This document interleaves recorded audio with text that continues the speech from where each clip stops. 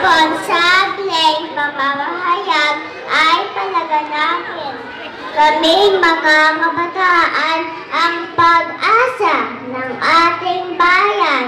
Dapat alagaan at inyong pag-ingatan mula sa tahanan hanggang sa paaralan, pati sa pamayanan. Kamlin ay kabilang sa anumang gawain na dapat alalahanin.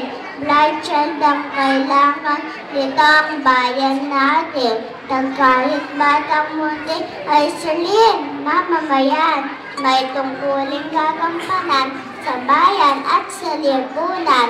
Kaya sa mga namumuno sa ating bayan, sana'y buksan nitong isipan. Kaming bata ay may karapatan at maging pagwawalang bahala. Aming pag-iusap sana'y dinggin. Musmus man sa paningin, may puso at may damdamin. Kaming kaloob ng Diyos na dapat mahalin, ingatan, alagaan at laging pangalagaan. 1 minute lang.